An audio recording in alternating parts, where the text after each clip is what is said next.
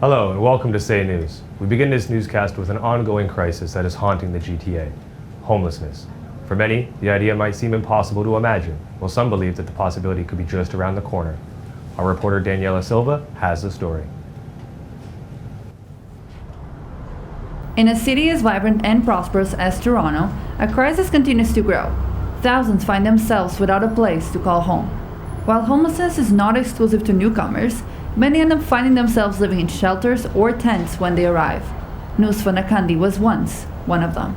Get lucky, as long as you have the client ID from Central Intake. If you get lucky and you do a walk-in and they have a bed, they usually take you in. So that's what I did. I was with my brother, so we first went to a family shelter and they didn't have a bed. There are currently over 12,000 unhoused people in the GTA, but only 9,000 beds are available in shelters every night. Many accuse the government of failing to provide reliable solutions, and with the city shelters over full capacity, many end up living in tents. It's not reliable. No. They think government is not reliable. There, for example, funding, everything, it's not consistent. For example, right now I am jobless because government failed to fund our program. And it is decisions like this that make concerned citizens take matters by their own hands.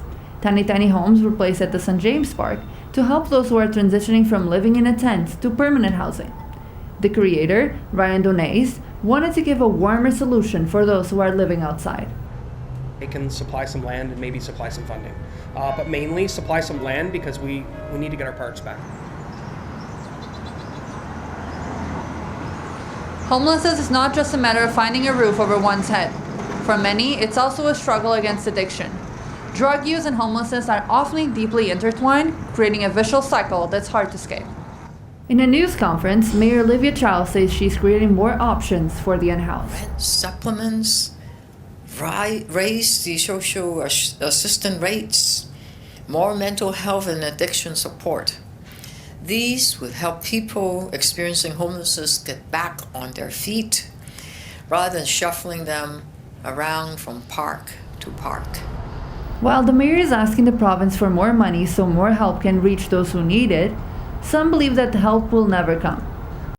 Donald is a team lead at the neighborhood group in the harm reduction program, helping those who suffer from addiction to consume it safely.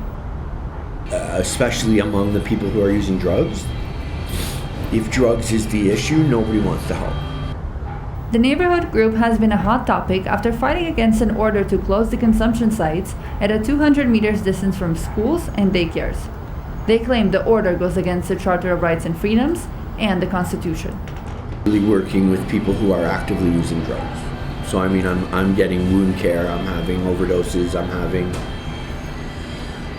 lots of women are traumatized, lots of delusional thinking. It's a very wide range of what I handle on a day-to-day. The City of Toronto's Board of Health says they anticipate severe consequences by reducing access to harm reduction services right in the middle of a drug toxicity crisis, expecting that many might overdose and die. I see is the unregulated drug supply. So what's happening is these people will not stop using, and what they're using is destroying them. So they're full of infections and wounds and adverse side effects. While organizations and frontline workers are trying to provide care, systemic problems such as mental health, addiction, and affordable housing are still a remaining concern. The question is, how bad will it get before it gets better? We're joined now by reporter Daniela Silva with more to add. First off, thank you, Daniela. What can you tell us about the public's reaction to the presence of unhoused people now living in parks across the city? The reactions are definitely diverse. While some homeowners who live nearby these encampments are asking the city to take action, others are actually very sensitive and compassionate to the issue and often offer to help. At the Dufferin Mall Park, for example, I spoke with a few families who were playing with their children, and not only they say that they didn't feel unsafe, but they also said that the neighbors often will go around distributing food and blankets. For those who are struggling with mental health and addiction as the root cause of the housing situation, what treatment opportunities are available in the city?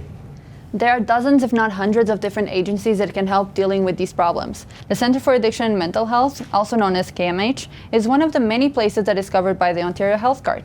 Many treatment options exist within the city, but wait times are often very long, creating a barrier from the people who are seeking help immediately. The situation is becoming extreme, and some experts say the system in place today is just not sufficient enough to handle with the crisis that many experience in a timely or adequate way. So we know the average cost of living in Toronto has risen significantly, but what other factors beyond mental health and addiction could lead someone to be unhoused? There are several factors, including job loss, the lack of affordable housing, domestic violence, or even a family member died and the partners or the children didn't have anyone to help them support the expenses. The bottom line is, no one is safe from falling into a situation like this. Sounds like this kind of situation can happen to anyone. How accessible are government housing options for those in need, and what are the wait times like?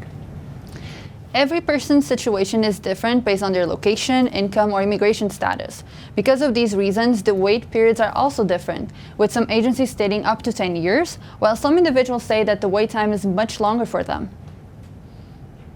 If shelter space is already at full capacity, then what other options has the city tried to alleviate the situation? As the Mayor Olivia Chow said, the rent generated to income could be a faster option to deal with the shelters at full capacity. Historically, the city has offered several programs to house low-income individuals. Some of these programs have been very successful, oftentimes running out of allocated funding quickly. At the same time, we also need to acknowledge that not all landlords will be familiar with these programs or even willing to accept tenants whose rent is being subsidized by the city. Short-term options could be a 24-hour rest sites, warming centers, or drop-in centers across the city, which at least can mitigate risks to the individuals in crisis. Thank you, Daniela. It seems like the situation is already at a boiling point and very underfunded. As the federal election looms, all three major party leaders are promising to cut taxes, causing anxiety for many who rely on social services to continue or to expand. Recently, the federal government also announced $2.5 billion in funding to build more housing within the city, but exactly how those funding needs will be met is still unknown. For Say News, I'm Ishwar Siewdyal.